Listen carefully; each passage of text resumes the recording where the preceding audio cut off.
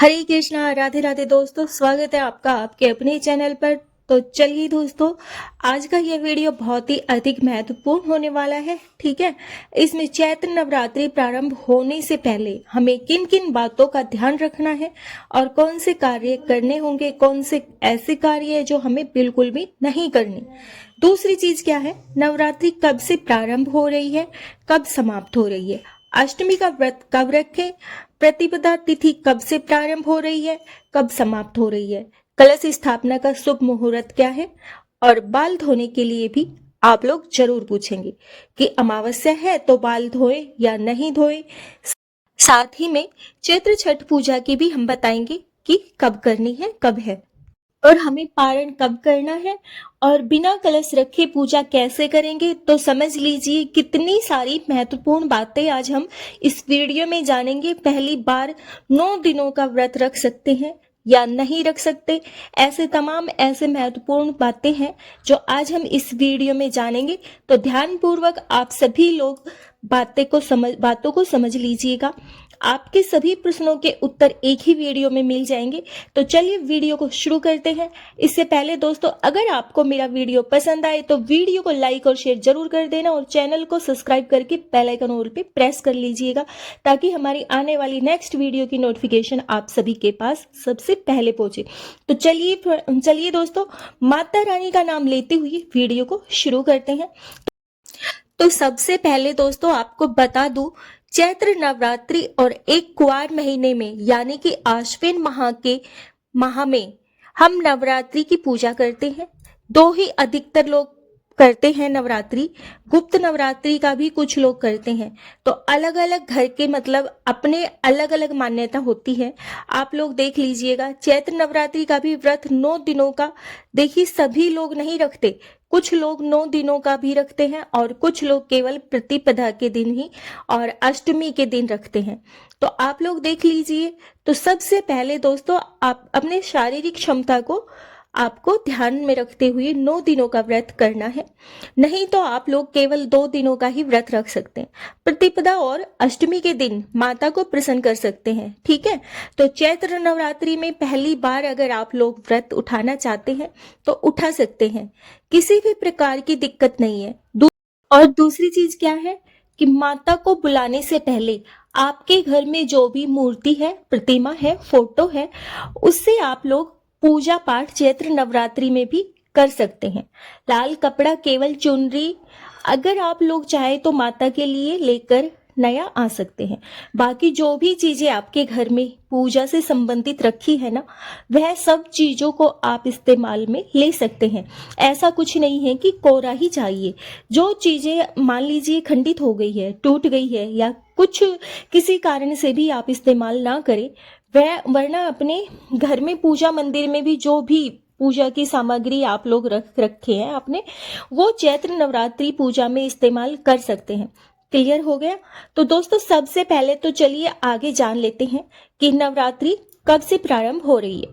तो देखिए दोस्तों, नवरात्रि 19 मार्च से लेकर, दिन पड़ रहा है गुरुवार, 19 मार्च से लेकर और 27 मार्च तक 9 दिनों की नवरात्रि है। ठीक है, और इसी में आप लोगों को ध्यान रखना है, शुक्रवार तक नवरात्रि है, गुरुवार से प्रारंभ होकर शुक्रवार तक है। 9 दिनों की 9 माताओं की पूजा करनी है।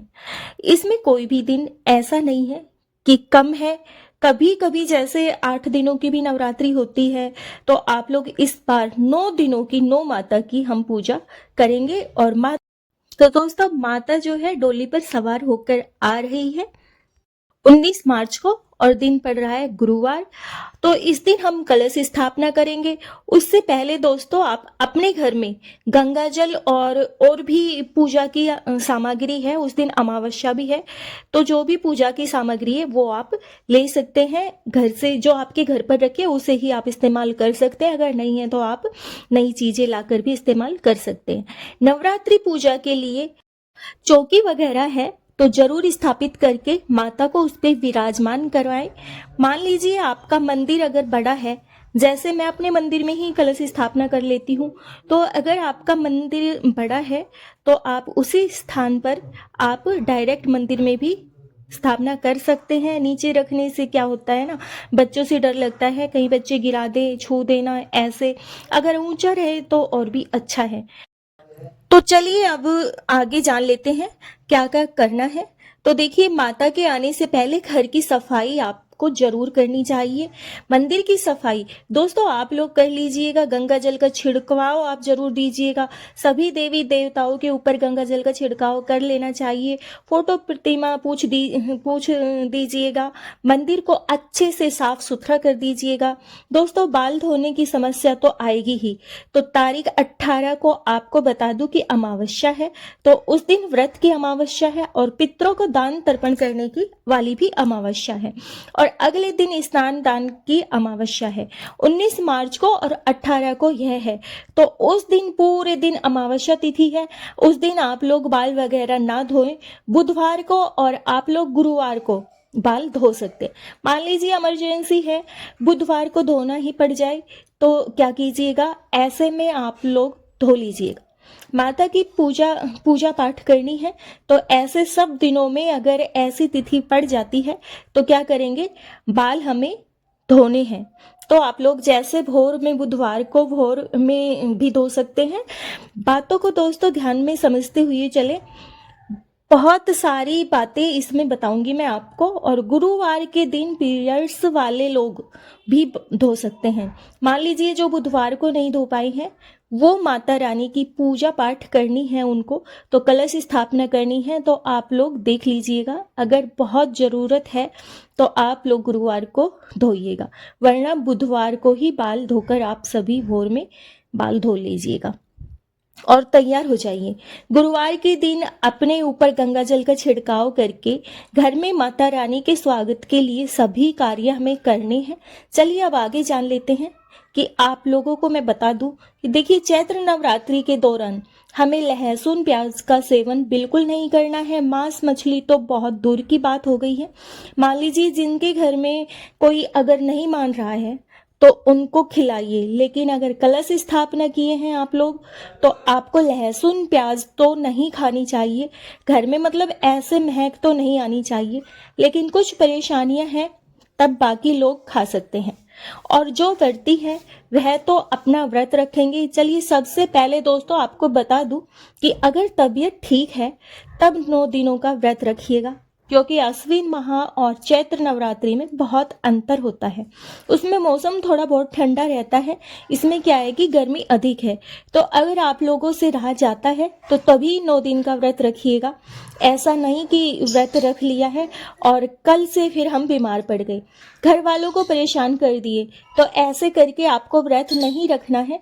आप केवल 2 दिनों का व्रत रख सकते हैं और पूजा पाठ भी कर सकते हैं। कलश स्थापना भी आप कर सकते हैं, जवारे भी उगा सकते हैं और अखंड दिया भी आप जला सकते हैं। ठीक है, तो आप लोग देख लीजिएगा। जैसे प्रतिभा का जो व्रत रखेंगे एकदम का 19 तारीख को रखेंगे, और अष्टमी का व्रत रखा जाता है जो 2 दिनों का रखते हैं, वह प्रतिपदा का रख के, और अष्टमी का तो अष्टमी 26 मार्च को है, दिन पड़ रहा है, उस दिन भी गुरुवार पड़ा है। तो 2 दिनों का व्रत आप लोग व्रत जरूर रखिएगा। और जो 9 दिनों का करेंगे वो 19 से लेकर 27 तक का व्रत करेंगे। 28 तारीख को यानी 10वीं के दिन आप अपना पारण करेंगे, क्योंकि 9 दिनों के नवरात्रि आपको मालूम है। तो 9 दिन नवरात्रि करके तब 10वीं के दिन हम पारण करते हैं। तो कुछ लोग अष्टमी को, नवमी को खोल देते हैं। तो आप अपने घर का भी नियम देख लीजिएगा। हर घर के नियम परंपराएं थोड़ा सा अलग अलग है, तो उसके अनुसार कीजिएगा। और दोस्तों आगे आपको क्या ध्यान रखना है कि नवरात्रि के दौरान लहसुन प्याज तो खानी ही नहीं है, साथ ही में ऑयली चीजें जैसे पूरी पुआ ये सभी चीजें भी नहीं बनाते और ना ही खाते, क्योंकि माता को आशा लग जाता है। अष्टमी के दिन डायरेक्ट हम बनाते हैं। मान लीजिए जिनके बच्चों को टिफिन वगैरह देना होता है, तब आप लोग पराठा या फिर जैसे तवा पे चीला वगैरह बना के दे देते हैं, लेकिन कढ़ाई में ना छानकर कुछ भी आपको तलनी है, और ये सही नहीं है ना। और दोस्तों ध्यान रखना है कि नवरात्रि के दौरान पैरों पर महावर नहीं लगाते। और दोस्तों, अष्टमी को माता को जब कुछ लोग तो सिंदूर ही नहीं लगाते, तो उतना तो हम लोग नहीं बचते हैं। कुछ लोग 9 दिन तक सिंदूर नहीं लगाते, 1 सप्ताह तक अष्टमी को माता को सिंदूर सप्तमी को जब चढ़ जाता है तब लगाते हैं। तो आप अपने घर के हिसाब से नियम देख लीजिएगा, जैसे आपके घर में परंपरा चलती आई है आप उस हिसाब से देख लीजिएगा। हम लोग इतना नहीं बचाते, लेकिन पैरों में महावर वगैरह नहीं लगाते। और एक दिन भी माता को आप लोग श्रृंगार की चीज़ें चढ़ा सकते हैं। जो लोग मान लीजिएगा कि नहीं चढ़ा पाए, वो अष्टमी को भी माता को श्रृंगार की चीज़ें चढ़ा सकते हैं। यहाँ क्लियर हो गया है। चलिए अब आगे जान लेते हैं छठ पूजा। छठ पूजा पर आप लोगों का यह भी प्रश्न होता है कि छठ पूजा कब है। तो मैं आपको बता दूं, 22 से शुरू हो रही है छठ पूजा, चैत्र छठ पूजा, और 25 तारीख तक रहेगी। यह 4 दिवसीय व्रत होता है। चतुर्थी से लेकर और सप्तमी तक के दिन हमारा व्रत संपन्न हो जाता है। तो आपको बता दूं, 22 मार्च को दिन पड़ रहा है रविवार। रविवार के दिन नहाए खाएं। 23 मार्च दिन सोमवार को खरना है। 24 मार्च मंगलवार को संध्या वाला अर्घ्य है, जो शाम को हम जाकर सूर्यदेव को अर्घ्य देते हैं और डूबते हुए सूर्यदेव को। और 25 मार्च दिन बुधवार के दिन उषा अर्घ्य है, सुबह वाला प्रातः जो अर्घ दिया जाता है। व्रत हमारा संपन्न होता है, हम पारण करते हैं। तो 4 दिवसीय व्रत आपका शुरू हो जाएगा 22 मार्च से। तो आप लोग नोट कर लीजिएगा। जो लोग चैत्र छठ का व्रत करते हैं वो कर सकते हैं। पहली बार उठाना चाहते हैं जो, वो भी आप उठा सकते हैं। ठीक है, चलिए। तो दोस्तों, आज की वीडियो में इतना ही। मिलते हैं नेक्स्ट वीडियो में, तब तक के लिए राधे राधे, जय श्री कृष्णा।